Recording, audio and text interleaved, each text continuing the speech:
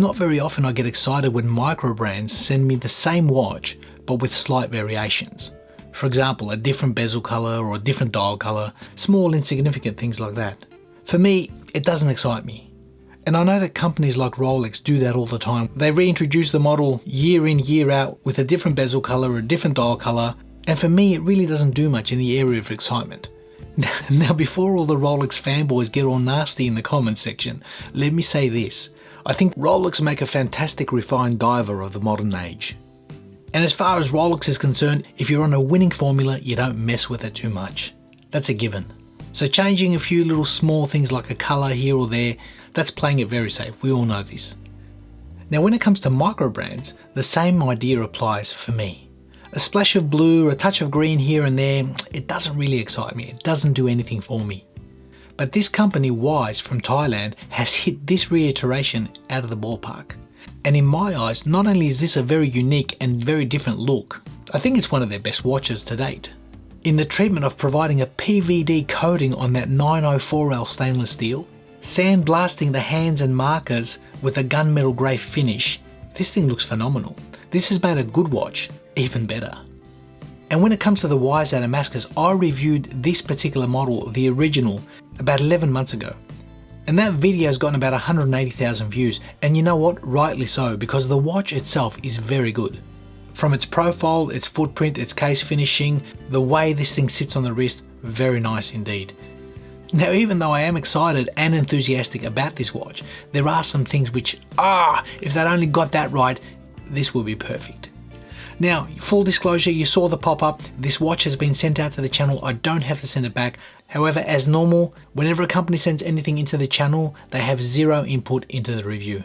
I'll tell you exactly what I think, good, bad or indifferent. Now the watch itself has not changed. The dimensions are exactly the same as the original. You have a 41mm case, a beautiful case height of just 11.5mm. The crown still comes in at 6.4mm. It's signed screw down. The total water resistance of the watch is still 200 meters, and the weight on this leather strap comes in at exactly 77 grams. Now I spoke about the footprint of the watch. 41mm sitting on my wrist at that height of 11.5mm. That is brilliant. That is such a comfortable experience. You know what? This puts my Seiko 62 mass reissue to shame as far as comfort's concerned. That's a more blocky watch. This is a lot more streamlined in its case shape and design. But moving away from all that, most of you guys who know this watch know all those specs. You know how good this watch is, how good it fits. It still features the Miyota 9015, 28,800 vibrations per hour, 24 joules, about 42 hours power reserve. It's thin, it's petite, it fits well, it wears well, and it's built beautifully. Now I'm going to tell you a couple of things about this particular model, and I did say that there's a couple of things that if they just really, they changed them, they'd knock it out of the park. But first I'm going to touch about that bezel, because one of my biggest gripes about this watch, the bezel has always been too stiff. And this thing here, they've nailed it. I don't know what they've done, but this thing here, they've changed the bezel up. Have a listen to this.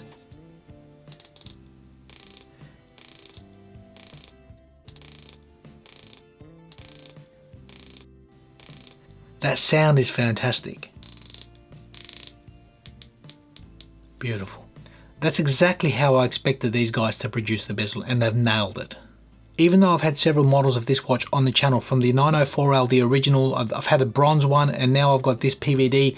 This one here, the bezel to me is a completely different experience. So that's a massive plus. Secondly, if you look closely, the markers and handset, they've sandblasted them. They're a gunmetal metallic grey. And in doing so, it's taking away a lot of the distraction of the reflections that came off that dial. So somehow, it's weird, somehow legibility seems to have increased by removing the shine. Even though it's a stealth look, even though it's a toned down look, the readability has been easier on this than the original. Now still not perfect because the dial has still got that wavy pattern. As you can see, in certain angles, it really is distracting. So ideally, get rid of that dial, give us a nice clean dial, and you know what? You're sitting on a winner. That's one of the gripes. But moving forward, you've got a leather strap on this particular thing. It actually comes with two straps.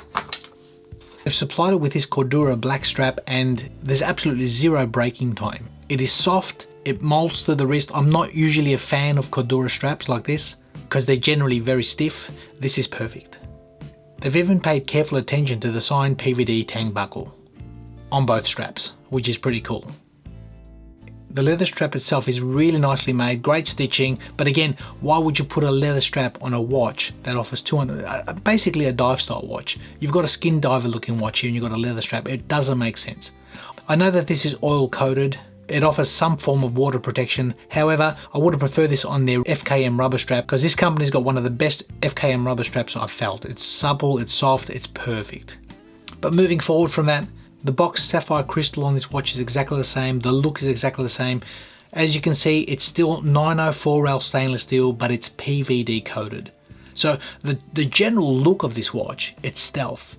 They actually call this wise in black. It's got a particular look not only on the wrist, but also off the wrist. It's a really attractive piece. I've got to commend them for what they've done. Now moving on to the gripes of this watch, and this is going to be a real big bummer, and it's a real damn shame because the watch is nice.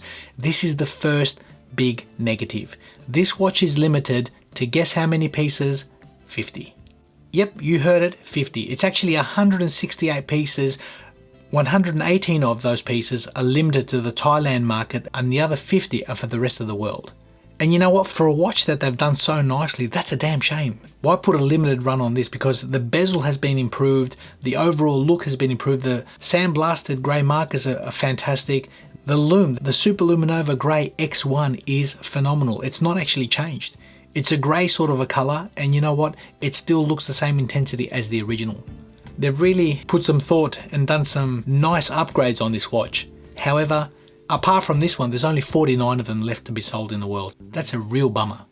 Second negative on the watch, I spoke about it, the leather strap. I don't think you need a leather strap on a watch like this. I would have preferred rubber, albeit the cordura is fabulous. This thing here has been wonderful. But again, that's me being nitpicky. And third and final negative of this watch is again that dial. I think just a cleaner dial, the pattern is distracting in certain lighting situations. Some people love it, some people don't. It is what it is. And I'll put my personal take on this. What I would have preferred to see, if you're gonna do a limited run like this, something a little bit more special, it's great that you've done the PVD, it's great that the bezel's fantastic, the lume is grey, it looks good, it looks stealth. I love all the stuff. Even the packaging, if you have a look at the box, they normally come in a brown wooden box. The one they've supplied with this is stealth black. Everything about this is black, so I like what they've done. That logo would have been nice to see applied. It would have been nice to see it in gunmetal grey. A couple of little things that potentially could have hit this watch out of the park, because I think they're on a winner as far as the design, the size, the wearability, the movement, the materials, 904L stainless steel, anti-corrosion. Now you've got a PVD coating on this thing, so really, this is such a versatile piece. And lastly, the price of this watch comes in at $659 US. I'll leave all the links in the description. Moving away from that, what are the positives of this watch? Well, like I mentioned, I like what they've done with the PVD. I like the overall look of the watch. Ideally, you've probably noticed that the PVD coating is shiny. Potentially that could have been matte. Maybe would have given it a different feel. So there's a couple of little nuances here and there that can be looked into. Again, it comes down to personal taste. The bezel, phenomenal. As a positive, the bezel is brilliant. One of the nicest bezels. The lume, again, fantastic. That cordura strap, again, they've done really well with this. It's soft, it's supple. There's no break-in period. I can't fault it.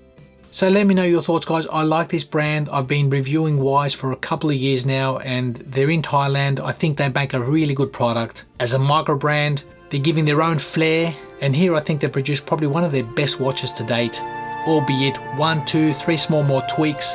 Gee, it would have been hard to beat. I hope you enjoyed that, guys. Leave me your thoughts in the comment section. Thanks again for watching. Have safe holidays, safe trips, whatever you do. We'll see you in the next video.